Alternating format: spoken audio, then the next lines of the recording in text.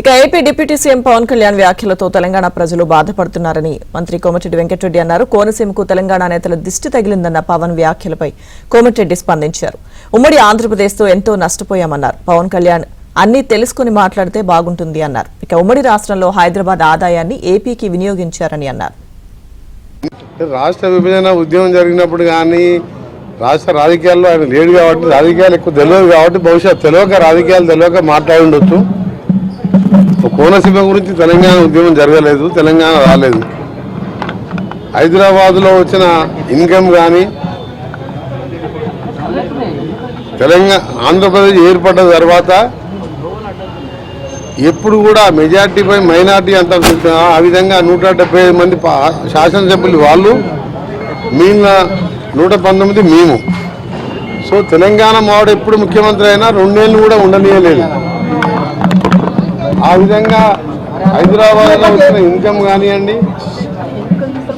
హైదరాబాద్ తెలంగాణ ప్రాంతానికి కావాల్సిన నిధులు, నీళ్లు, నియామకాలు అన్యాయం జరిగిందని చెప్పి ఉద్యమాలు జరిగి ఆ రోజు 369 మంది ప్రాణాలు పోయి మలిదశ ఉద్యమంలో 11 మంది చనిపోతే సోనియా గాంధీ చూడలేక తెలంగాణ నిజమైన డిమాండ్ ఇది, తెలంగాణని ఆంధ్ర పాలకులు ఎటు కూడా మెజార్టీ ఎమ్మెల్యేలు ఉన్నారని చెప్పి అన్యాయం చేస్తున్న అన్ని రంగాల్లో పిల్లల చావులు మరణాలు చూడలేక తెలంగాణ ఇవ్వడం జరిగింది. పవన్ కళ్యాణ్ గారు చేసిన వ్యాఖ్యలను తీవ్రంగా ఖండిస్తూ దాన్ని బేషరతుగా క్షమాపణ చెప్పి ఉన్నాగా ఉండాలని పవన్ కళ్యాణ్ గారిని విజ్ఞప్తి చేస్తున్నాం. అసలు ఆ రోజు పవన్ కళ్యాణ్ ఏమన్నారో ఒకసారి చూద్దాం. అనుపూర్ణ అన్నారు. రాష్ట్రం విడిపోవడానికి కూడా కారణం గోదావరి జిల్లాలో పచ్చదనం. ఆ శాపం తగిలేసినట్టుంది. ఈరోజు గోదావరి జిల్లాలో మొత్తం కొబ్బరి చెట్లతోటి తెలంగాణ నాయకులంతా అంటారు కొబ్బరి చెట్లతో చాలా ఆనందంగా ఉంటుంది, మీరు అంటారని పచ్చదనంతో చాలా బాగుంటుందండి. ఈరోజు కొబ్బరి చెట్లు మింగలు కూడా లేవు, అంత దిష్టి తగిలింది కోనసీమకి. రాష్ట్ర విభజన ఉద్యమం జరిగినప్పుడు కానీ రాష్ట్ర రాజకీయాల్లో ఆయన లేడు కాబట్టి రాజకీయాలు ఎక్కువ తెలియదు కాబట్టి బహుశా తెలియక రాజకీయాలు తెలియక మాట్లాడి ఉండొచ్చు. కోనసీమ గురించి తెలంగాణ ఉద్యమం జరగలేదు, తెలంగాణ రాలేదు.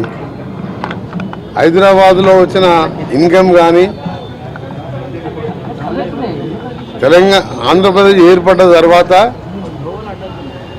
ఎప్పుడు కూడా మెజార్టీపై మైనార్టీ అంటారు. ఆ విధంగా 175 మంది శాసనసభ్యులు వాళ్ళు, మిగిలిన 119 మేము. సో తెలంగాణ మావాడు ఎప్పుడు ముఖ్యమంత్రి అయినా 2 ఏళ్ళు కూడా ఉండనీయలేదు. ఆ విధంగా హైదరాబాద్లో వచ్చిన ఇన్కమ్ కానివ్వండి,